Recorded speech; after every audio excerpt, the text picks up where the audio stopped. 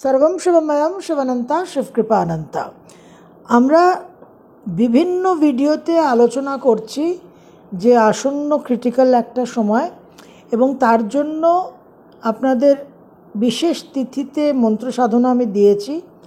Lunar eclipse, চন্দ্রগ্রহণ, দোলযাত্রার যে তিথি সেখানে মন্ত্র সাধনা দেওয়া আছে এবং সোলার এক্লিপস 29 মার্চ যে বিশেষ দিন শনির ট্রানজিট, সেদিনও আপনাদের জন্য মন্ত্র সাধনা দেওয়া আছে। এবং 30শে মার্চ থেকে, এই ডেটটা নোট করবেন, মার্ক দ্য ডেট, 30শে মার্চ থেকে একটা বিশেষ সময় শুরু হচ্ছে, যে সময় আমরা অত্যন্ত একটা ক্রিটিক্যাল ফেজের মধ্যে দিয়ে যাব। কারণ জাস্ট শনির ট্রানজিট সম্পন্ন হবে 29 মার্চ, শনি রাহু একত্র থাকার সেই সংযোগ শুরু হবে এবং সোলার এক্লিপসের এনার্জি একদম খুব ফ্রেশ, খুব লাইভ থাকবে। তো 30শে মার্চ থেকে 7ই এপ্রিল চৈত্র নবরাত্রি। প্রকৃতি সবসময় আমাদের কিছু না কিছু উইন্ডো দিয়ে থাকে, যার মাধ্যমে আমরা একটা না একটা কোনো উপায় অবলম্বন করে জীবনকে আমরা সুরক্ষিত রাখতে পারি। এবার সেই উপায়কে আমরা অবলম্বন করব কি না, সেটা আমাদের কর্ম, আমাদের প্রারব্ধ এবং আমাদের অজ্ঞানতার পরিমাণ নির্ধারণ করবে। আমাদের সকলের অস্তিত্বের মধ্যে আপস্মার যে অজ্ঞানতা, যে আপস্মারকে চিদম্বরম রূপম নটরাজ আকাশ তত্ত্বের যে পঞ্চভূত স্থলমের দেবাদিদেব মহাদেব, সেই আপস্মারকে তিনি দমন করে রেখেছেন। সেই আপস্মার, সেই ইগনোরেন্স নির্ধারণ করবে যে আমরা কতটা কি উপায় করব, পরিহারের ব্যবস্থা করব। তো আজকে আমরা এই চৈত্র নবরাত্রি নিয়ে আলোচনা করব। ডিটেল মন্ত্র সাধনা, ঘট স্থাপন কীভাবে করবেন, সমস্ত একাধিক ভিডিও আমার চ্যানেলে আছে। আমার চ্যানেলে শুধু সার্চ করবেন, টাইপ করবেন ঘট স্থাপনা, নবরাত্রি ঘট স্থাপনা, নবরাত্রি 2023, 2024 দিয়ে আপনারা সার্চ করবেন, সমস্ত ডিটেল পাবেন যে কি কি মন্ত্র কীরমভাবে করতে হবে, ঘট স্থাপনার পদ্ধতি কি, ঘট স্থাপনার জন্য কি কি সামগ্রী লাগবে। এই চৈত্র নবরাত্রি আমি এতটা আগে থেকে আপনাদের এই জন্য অবগত করছি, কারণ এই বছর যে ক্রিটিক্যাল এনার্জি তৈরি হচ্ছে তার জন্য মনে রাখতে হবে যে সমস্ত মানুষের উপর একটা ইম্প্যাক্ট পড়তে চলেছে। এবার যার দশা অন্তর্দশা খুব শুভ আছে, যে এই মীন রাশিতে একাধিক গ্রহের সংযোগে স্টেলিয়ামে শুভ ফল পাবে, তার যে শুভ ফল প্রাপ্তি সেটা বৃদ্ধি হবে এবং তার জন্য কোনো সেই রকম বিশেষ চিন্তা বা উৎকণ্ঠা বা কোনো উদ্বেগের কারণ নেই। কিন্তু একাধিক মানুষ এবং সর্বাধিক মানুষ, মেজরিটি কিন্তু উইল বি ইন ট্রাবল। সেই জন্য আগে থেকে একটা প্রস্তুতি এবং সকলকেই মনে করতে হবে, রাশি লগ্ন নির্বিশেষে, রাহুকেতু পজিশন নির্বিশেষে, যে আমার একটা 7.5-র মতো, একটা ঢাইয়ার মতো, একটা নোডাল অ্যাক্সিস রিটার্নের মতো পরিস্থিতি। এইভাবে নিজেকে একটু প্রিপেয়ার না করলে, নিজেকে একটুখানি ডিফেন্সিভে না নিয়ে গেলে কিন্তু আমাদের পক্ষে সমস্যা হয়ে যাবে পরিস্থিতিকে সামাল দেওয়া। যাদের 7.5 ঢাইয়া চলছে, যাদের 7.5 ঢাইয়া শুরু হবে, তাদের তো বলা বাহুল্য, নিডস নো মেনশন, তাদের তো অবশ্যই, আমি প্রত্যেক বছরই সকলকে বলি যে আপনারা যার যেরকম সুবিধে সেই রকম করবেন। কিন্তু এই বছর আপনারা দেখেছেন যে 29 মার্চের যে সাধনা দিয়েছি, 13 মার্চের যে মন্ত্র দিয়েছি, সব কিন্তু একটু এক্সস্টিভ, একটু স্ট্রিক্ট এবং একটু কঠিন এবং একটু কড়া ডোজের, কারণ পরিস্থিতি সেই রকম। তো এই বছর চৈত্র নবরাত্রিতে আমি বলবো যে প্রত্যেকে ঘট স্থাপনটা করুন। ইটস ভেরি ইম্পর্ট্যান্ট, কারণ একদম ব্যাক টু ব্যাক 29 মার্চ এই ঘটনা ঘটবে, 3 এপ্রিল এই আমাদের যে চৈত্র নবরাত্রি চলবে, এই সময় 3 এপ্রিল মঙ্গলের ট্রানজিট হবে কর্কট রাশিতে। এই নিয়েও আমি আপনাদের জন্য আলাদা ভিডিও তৈরি করেছি, সব আপলোড হবে। তো যখন এই রকম একটা খুব কমপ্লেক্স স্ট্রং এনার্জি 29 মার্চে জেনারেটেড হবে এবং ঠিক তার 6 দিনের মাথায় উইদিন 6 ডেজ মঙ্গলের এরকম ট্রানজিট হবে, যে ট্রানজিটে মঙ্গল স্বাভাবিক নর্মাল 45 ডেজের জায়গায় 60 দিন পোস্ট রেট্রোগ্রাড ফেজ থাকবে নিচস্থ অবস্থায়, রাহু দৃষ্ট হয়ে আপ টু 18 মে।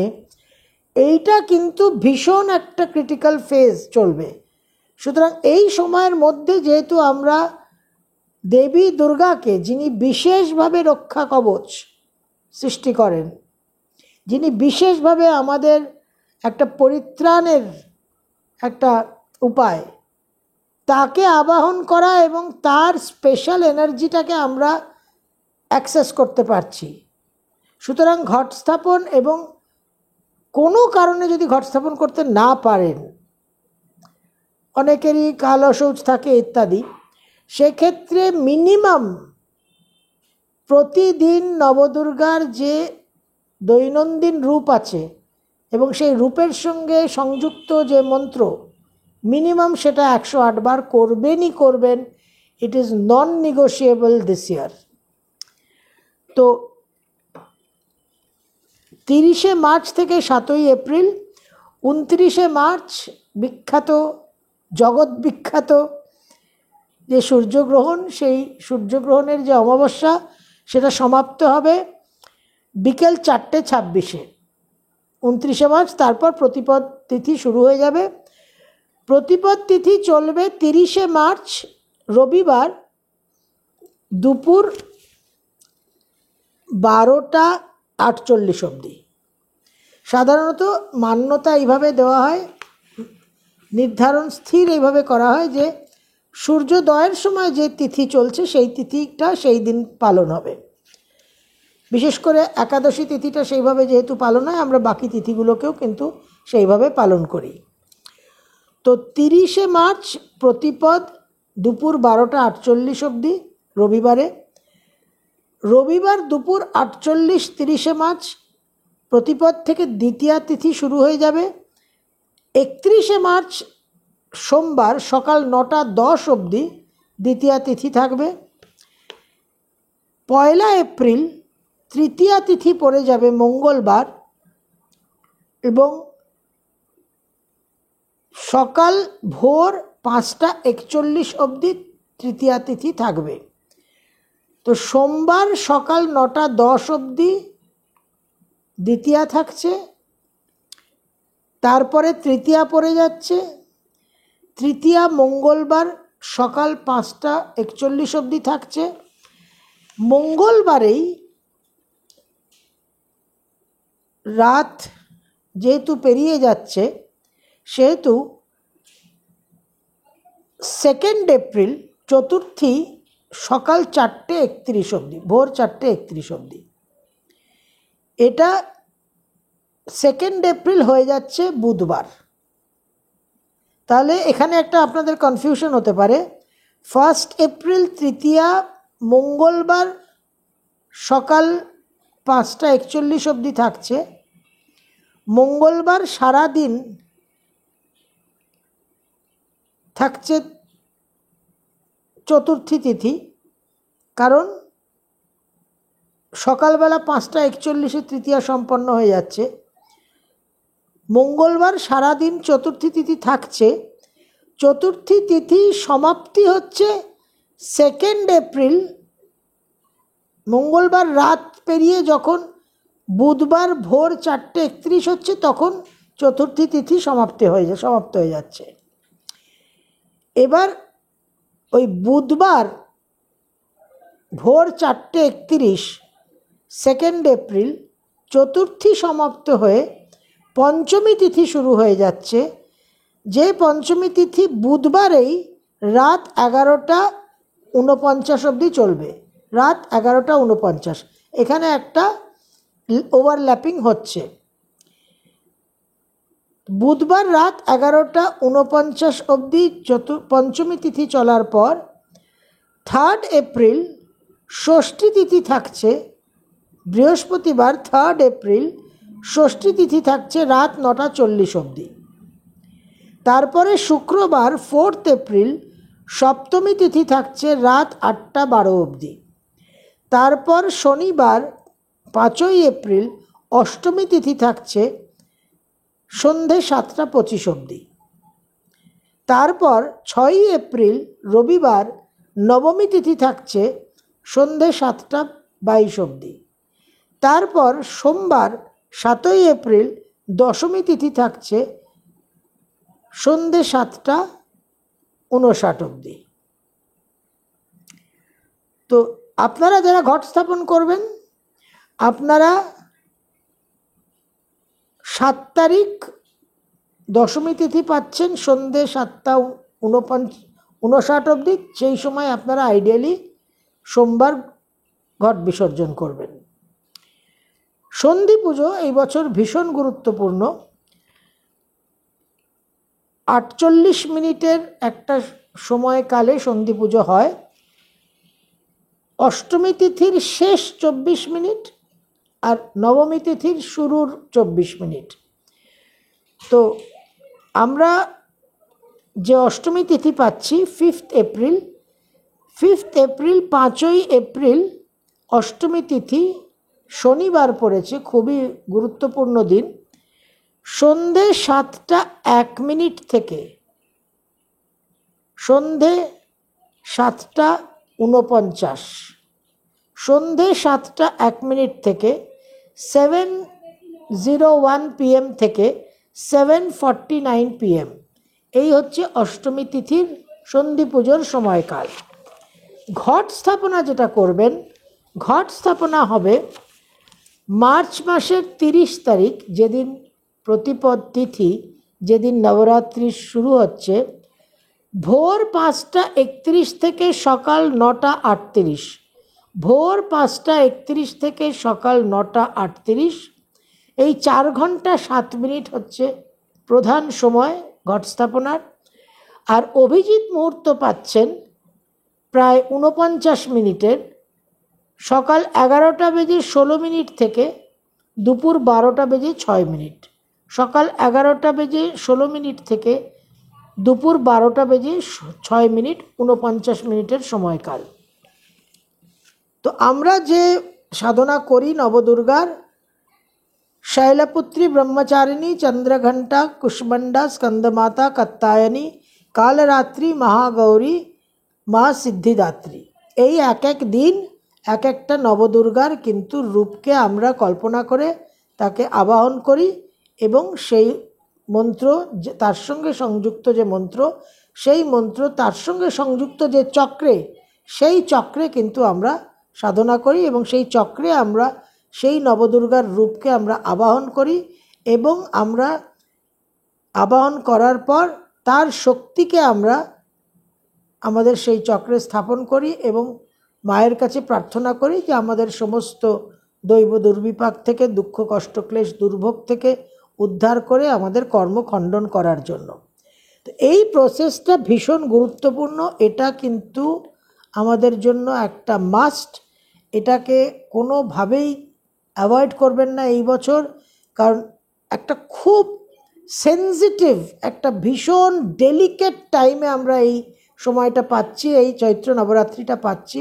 এই চৈত্র নবরাত্রিকে আমরা যদি অ্যাভেল করতে পারি, যদি ইউটিলাইজ করতে পারি, তাহলে ওই যে একটা খুব ফ্লাক্সের সময়, এবং যে সময়টা আমরা খুব ভালনারেবল থাকি, আমরা খুব একটা আমাদের প্রবণতা থাকে বিপদে পড়ার, বিপন্নতার মধ্যে একটা ডুবে যাওয়া, একটা সম্মুখীন হওয়ার বিপদের, সেই সময়টা কিন্তু আমরা বিশেষভাবে এড়িয়ে যেতে পারবো, রক্ষা কবচ পাবো।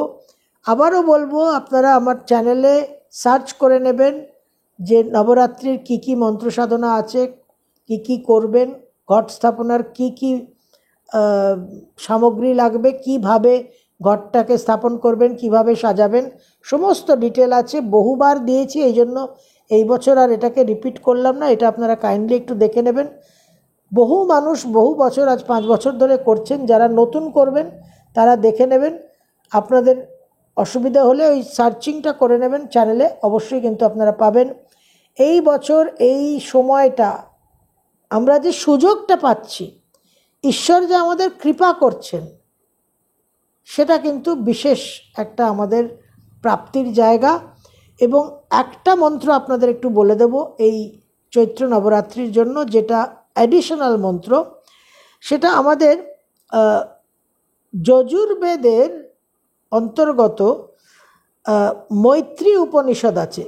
যজুর্বেদের অন্তর্গত মৈত্রী উপনিষদ আছে, যার আরেক নাম হচ্ছে মৈত্রান্যা উপনিষদ, মৈত্রী উপনিষদ। তার মধ্যে একটি গুরুত্বপূর্ণ মন্ত্র আছে, হৃদ্যকাশময়ম কোশম আনন্দম পরম আলয়ম। এই মন্ত্রটা প্রতিদিন আমাদের সহস্রার চক্রে এইখানে ব্রহ্মতালুতে চেষ্টা করবেন 108 বার করতে। নব দুর্গার এই টাইমটাতে, নবরাত্রির টাইমটাতে আমি জানি চাপ হবে, কিন্তু চাপ না নিলে এবছর কোনো উপায় নেই। হৃদ্যকাশময়ম কোশম আনন্দম পরম আলয়ম। হৃদ্যকাশময়ম কোশম আনন্দম পরম আলয়ম। এই মন্ত্রটি এই মৈত্রী উপনিষদ থেকে পাওয়া, যজুর্বেদের অন্তর্গত।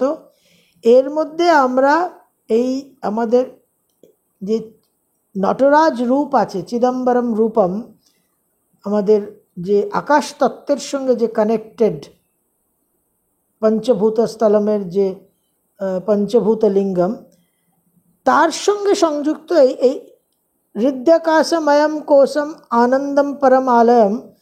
ওই যে আনন্দ যে স্বরূপ নটরাজের এবং আকাশ তত্ত্ব, এই হৃদ্যকাশ মানে চিদাকাশ।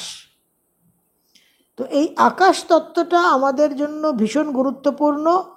পুরো প্ল্যানেটারি যে ড্রামাটা, সেটা মীন রাশিতে হতে চলেছে। বৃহস্পতির ক্ষেত্র, বৃহস্পতি আকাশ তত্ত্বের সঙ্গে সংযুক্ত গ্রহ। এবং 18ই মের মধ্যে শনির ট্রানজিট, রাহুকেতুর ট্রানজিট, মঙ্গলের গুরুত্বপূর্ণ ট্রানজিট এবং বৃহস্পতির ট্রানজিট। তো আমরা যেরকম বলি যে এই রিসেন্ট ক্রিকেট খেলা চলছে, ফুটবল খেলা আমরা দেখি যে প্রথমেই যে দল একাধিক গোল দিয়ে দেয়, আমরা যখন ওয়ার্ল্ড কাপ দেখি সেমিফাইনাল, ফাইনাল, এই যে ম্যাচগুলো, তাতে প্রথমেই যে 2-3টে গোল দিয়ে দিল, বা ধরুন টেনিস খেলায় প্রথম 2টো সেট যে জিতে গেল, বা ক্রিকেটে যদি প্রথমেই খুব অনেক রান নিয়ে নেয়, বা প্রথমেই যদি ফিল্ডিং টিম অনেকগুলো উইকেট নিয়ে নেয়, তাহলে যেরকম একটা অ্যাডভান্টেজ হয়ে যায়, এই যে অ্যাডভান্টেজটা, যে প্রথমেই অনেকটা কিছু করে নেওয়া, এই অ্যাডভান্টেজটা ইজ ভেরি ভেরি ইম্পর্ট্যান্ট। এই অ্যাডভান্টেজটা আমাদের নিতে হবে। তো 2025-এর প্রথমার্ধে, মে মাসের 18-র মধ্যে অনেক কিছু, ওই সব গোল, সব উইকেট পড়ে যাবে, সব গোল হয়ে যাবে আর সব উইকেট পড়ে যাচ্ছে। তো যে কারণে আমাদের একটা, আমরা যদি নিজেদের অপোজিং টিম মনে করি যে গ্রহরা একদিকে আর আমরা একদিকে, তাহলে আমাদের কিন্তু এই সেকেন্ড হাফে গোল দিয়ে মেকআপ করতে হবে, বা ফার্স্ট হাফে ওই গোলগুলোকে আটকাতে হবে।